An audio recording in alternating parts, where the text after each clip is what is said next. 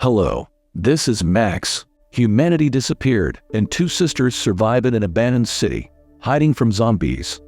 You can subscribe to the channel after watching. It helps us a lot in realizing the content. On the eve of a rare comet, Regina is one of the sisters, working at a movie theater. While playing an arcade game and beating high scores, she was annoyed to discover that someone named DMK had taken sixth place.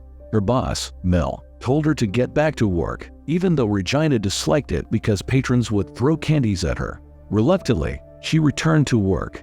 Inside the projector room, the projectionist, Larry, was on the phone discussing leasing a bootleg copy of a rare movie for $110. Regina entered and asked Larry if he knew who DMK was, but he replied negatively. Larry instructed the person on the phone to return the movie by 6 a.m. the next day and pick it up in an hour as part of their plan. He then told Regina to leave the back door open, promising her a share of the money. However, she worried they'd miss the comet sighting if they stayed at the theater all night. Larry suggested she watch it on TV and offered her $15 to spend the night and wait for the print elsewhere.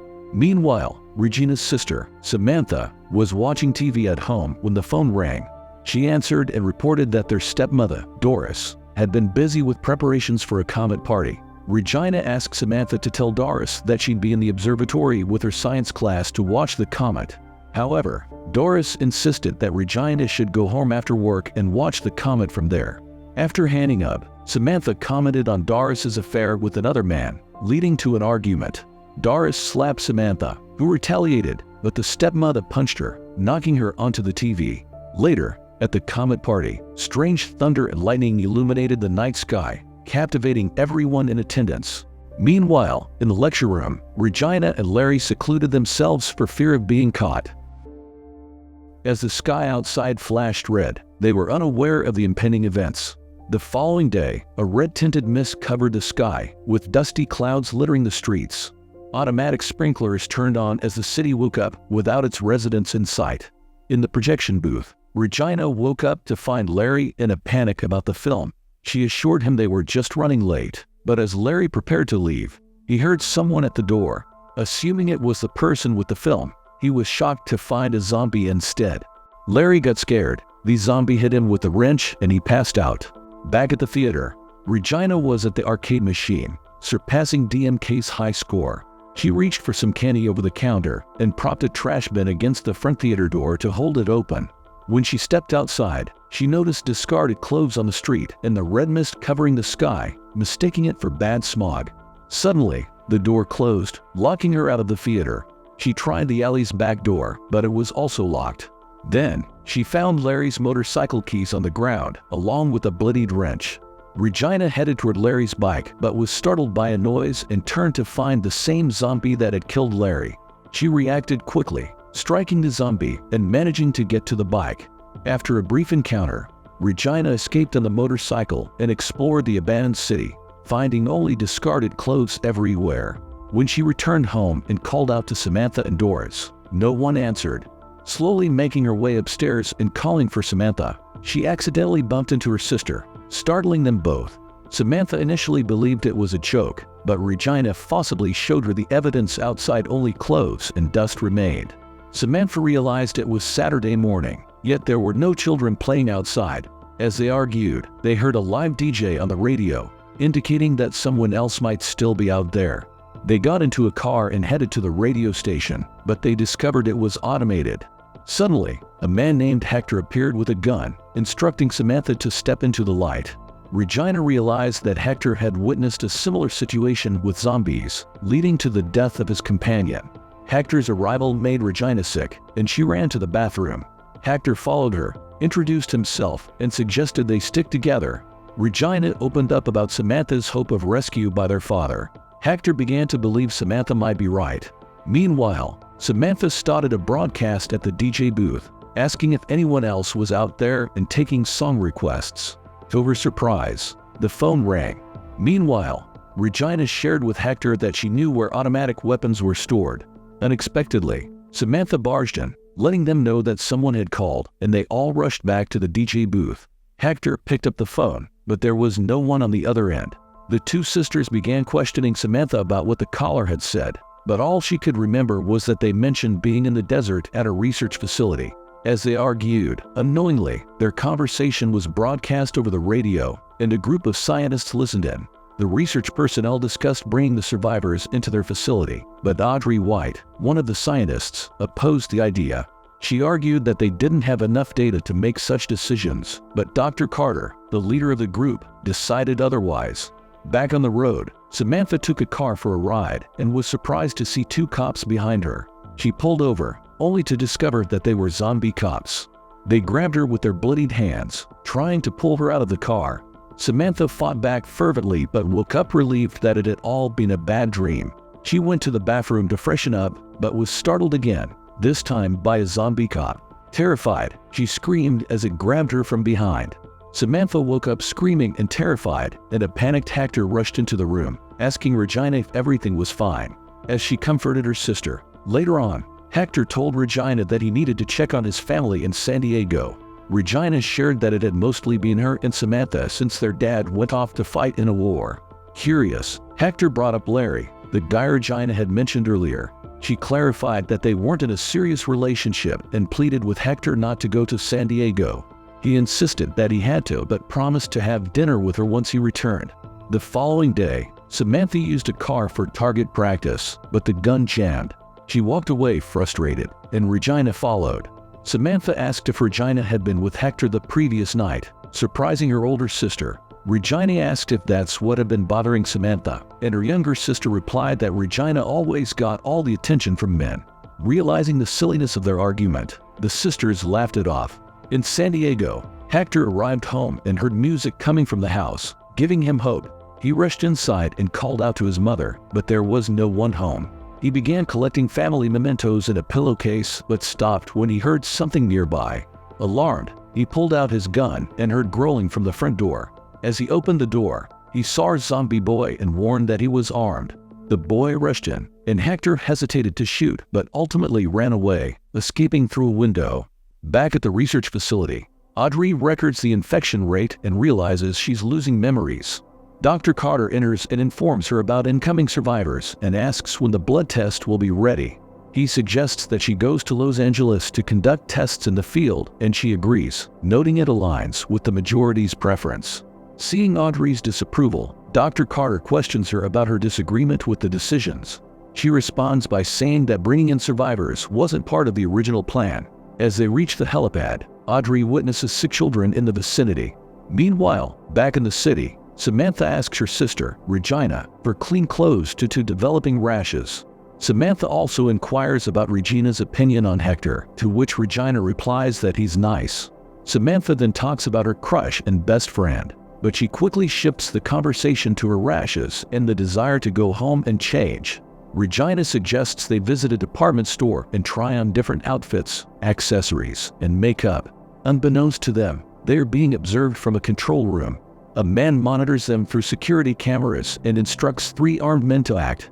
Suddenly, the lights go out, and a voice over the speakers warns them that they'll have to pay for everything they've taken. Regina discreetly signals Samantha to get her gun, and Regina shoots the surveillance cameras. The voice orders his men to take her out, so Regina takes cover behind a column. Samantha distracts the men by throwing high heel shoes at them, buying Regina enough time to reposition. Samantha climbs to a higher level and attempts to drop a DV on the men but misses. The men catch up to Samantha, grabbing her as a hostage to force Regina out. In response, Regina takes a hostage of her own. However, Willie, the leader of the group, tells her that he can't allow one of his people to be held hostage and shoots his own man. Back in the city, Audrey, Oscar, Dr. Wilson, and other scientists arrived in their helicopter and headed to the mall, checking all levels in the stockroom. Willie, the leader of the group that had held the sisters hostage, told them that a few days ago they had been stock boys, but now they owned the store. Samantha asked what they wanted, and Willie removed his sunglasses to reveal his decomposing face. He told her that in her worst nightmares, she wouldn't believe what they wanted and announced they were playing a game called Scary Noises. Willie pointed a revolver at Samantha and pulled the trigger, but luckily, the chamber was empty. He warned that the next shot wouldn't be. However, shots were fired, killing the stock boys. The scientists arrived in time to save the sisters.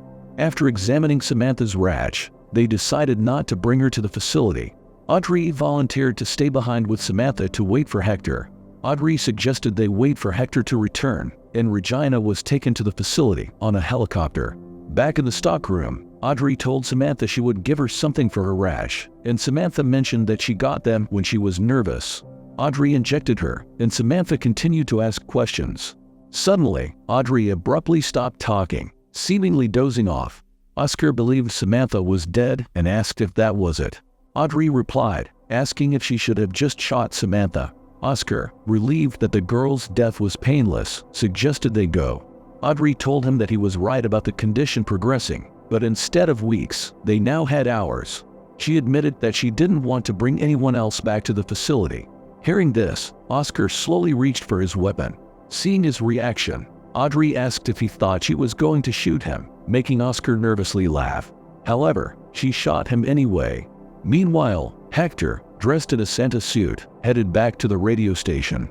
He called out to the sisters but was greeted by Audrey, who pointed a gun at him. She explained that she had written everything down on a pad to help him understand what was happening. Audrey readied a syringe to inject herself and disclosed that they had been taking in survivors, hoping to create a serum to reverse the effects of the comet. She added that in 36 hours, everyone would turn to dust, just before losing consciousness. At the research facility, Regina was questioned by Dr. Carter about her medical history. Growing suspicious, she demanded to know where her sister was. Dr. Wilson interrupted, asking Dr. Carter to step outside, and as he left, he callously informed Regina that her sister was dead. Regina, distraught, ransacked the room. Dr. Wilson returned to offer condolences but found Regina had also knocked him out. Outside the facility's gates, a car arrived, and the guard stood on alert. Hector befriended the guard by offering him a woman and then opened the trunk to reveal Samantha, pretending to be dead. Suddenly, Samantha opened her eyes, grabbed the guard, and Hector knocked him out. Meanwhile, inside the facility, Regina entered a dark room, found a flashlight, and discovered that she was in the blood harvesting room, which horrified her. Dr. Wilson entered the room and slapped her in retaliation for hitting him earlier. Hector planted explosives on the facility's vehicles while Samantha switched off the main power, causing life support systems to fail. Dr. Carter ordered Dr. Wilson to shut off the alarms and took over as Regina managed to escape again. She entered a room where the scientists were about to inject two kids, Sarah and Brian. Regina asked the kids what the scientists were doing to them, and the kids revealed they were about to be gassed to see Santa Claus, which disgusted Regina. A voice startled Regina from behind, causing her to shoot, but she missed, and it turned out to be Samantha, who Regina had thought was dead. The two sisters, along with the kids, reached an elevator that led outside. Hector picked them up in the car, and they drove away. Just outside the facility's gate, Hector stopped to taunt the doctors, who were within reach. Dr. Carter ordered everyone to get in their vehicles. Dr. Wilson sensed gasoline and grew suspicious. A zombie Dr. Carter turned the car key, causing it to explode. As they watched the doctors burn, a zombie tried to attack Sarah, but Hector managed to save her. The following day, rain washed away the red mist and dust, returning the sky to blue. Days passed, and Regina and Hector took care of the kids. They formed a new family, taking pictures together. Samantha, feeling left out, waited on the other side of the street. After taking photos, the family waited at a traffic light to cross the road. Infuriated, Samantha asked why they were waiting, thinking they were insane since there was no one around to prove her point. She crossed against the light, but a car almost hit her. The car returned and the driver apologized to Samantha, telling her that she shouldn't cross the road at a red light. Samantha, smitten by the first man she had seen in a while, complimented his nice car. He mentioned having 23 cars and offered her a ride. Hector cautioned Samantha, expressing concerns about the stranger. Samantha asked for the man's name, and he introduced himself as Danny Mason Keener. Regina told Danny to bring her back by midnight. Samantha emphasized the burden of civilization resting upon them, and Danny agreed with a smile as they drove off.